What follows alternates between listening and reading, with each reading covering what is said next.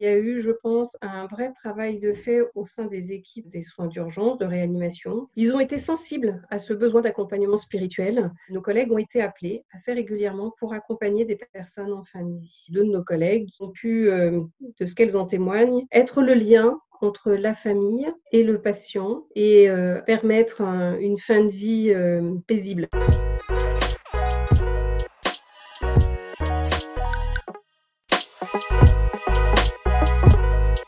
Nous, sur l'hôpital, on l'a vu arriver. On a vu monter un peu, en puissance, le stress et l'angoisse, des soignants. Moi, personnellement, ça m'a vraiment permis de prendre, conscience, très, très vite de la gravité, de ce virus et des conséquences que ça allait avoir sur notre vie, quotidienne. Une semaine avant le confinement, nous, sur l'hôpital, on n'a plus le droit de visiter comme on a l'habitude de faire. Ensuite, il y a eu la phase où le confinement a été annoncé et du coup, on s'est retrouvés à pas avoir beaucoup de directives. Nous, notre façon, à nous de pouvoir, continuer à travailler. Ça a été difficile de plus du tout pouvoir être sur place et puis après, s'est installée, la frustration de se dire: «Ben, on n'est plus en contact avec les équipes soignantes» et nous, c'est tout le travail du quotidien qui passe par ces relations que l'on tisse au fur et à mesure avec les équipes soignantes.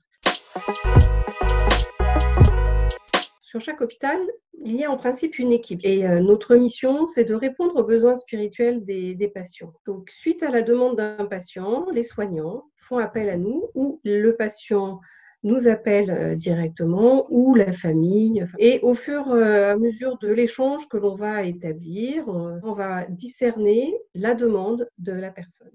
Donc ça peut être une demande très spécifique comme, un sacrement, juste un besoin, d'écoute et d'échange, un besoin de prière, un besoin de partage de la parole. Le fait d'être hospitalisé, d'être coupé de son quotidien, de sa famille, de vivre quelque chose de difficile dans son corps, ça va engendrer, des réflexions, une relecture. Nous, notre mission, elle est vraiment de permettre à la personne de trouver un chemin qui va lui permettre de se relever, d'avancer. Ce qui a changé le plus, c'est que, n'étant pas présent sur l'hôpital, on ne vient pas rencontrer les soignants, donc les soignants ne font pas appel forcément à nous. Dès qu'ils ne nous voient pas, ils n'ont pas le réflexe, de nous appeler, même s'ils ont nos numéros de téléphone et par exemple, sur le lieu de l'hôpital de la Croix-Rousse, là, il y a eu, je pense, un vrai travail de fait au sein des équipes des soins d'urgence, de réanimation. Ils ont été sensibles à ce besoin d'accompagnement spirituel. Nos collègues ont été appelés assez régulièrement pour accompagner des personnes en fin de vie. Deux de nos collègues ont pu, de ce qu'elles en témoignent, être le lien entre la famille et le patient et permettre une fin de vie paisible. D'un point de vue personnel, il fallait aussi réorganiser, la maison et que chacun y trouve sa place avec, aussi, des déséquilibres énormes entre ceux qui travaillent, beaucoup et ceux qui travaillent plus. Ça aussi, c'était compliqué à mettre en place parce que ça génère aussi de la frustration. J'ai pour habitude de profiter de mon temps de déplacement à l'hôpital, pour prier. Avec une appli, avec les jésuites, je médite, les évangiles du jour et là, n'ayant plus ces temps de déplacement, il a fallu que je remette notre petite routine pour pouvoir donner du temps à la prière et ça, c'est pas facile parce que être chez soi, c'est un autre cadre, puis il y a un autre rythme, qui s'installe. Donc j'ai mis un petit peu de temps. Lorsqu'on est de permanence, je prends toujours ce temps avant d'être en mission, d'une autre façon, mais par téléphone, par, vidéo, de me mettre, voilà, en disposition, en prière. 2 clés qui, pour moi, sont, à la base de notre, mission à l'hôpital, c'est l'écoute.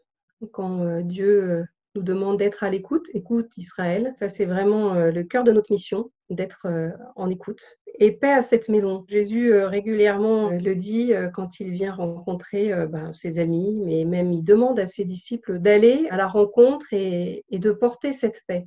Je suis émerveillée de voir qu'au fur et à mesure, de la rencontre et de l'échange, par le biais de cette écoute, il y a une paix qui s'installe. Alors, il peut y avoir de la douleur, de la colère, qui reste, hein, mais la plupart du temps, on ressort, de nos rencontres avec, un apaisement de la personne, visitée. La présence de l'aumônerie sur les lieux comme les hôpitaux, les prisons, les maisons aussi de rééducation ou maisons de retraite ne sont pas connues des chrétiens et du grand public. Peut-être que là, effectivement, il y aurait quelque chose à travailler pour tout chrétien, c'est de se dire, quand une personne que l'on connaît, une personne qui n'est peut-être même pas forcément chrétienne, hein, mais qui, en tous les cas, vit une spiritualité qui peut être accompagnée par une équipe chrétienne. C'est un devoir de témoigner de cette présence. Il y a toujours quelque chose qui se passe. Notre Église, peut-être qu'elle peut communiquer davantage sur ces différents modes de présence et notamment les équipes d'aumônerie sur les hôpitaux.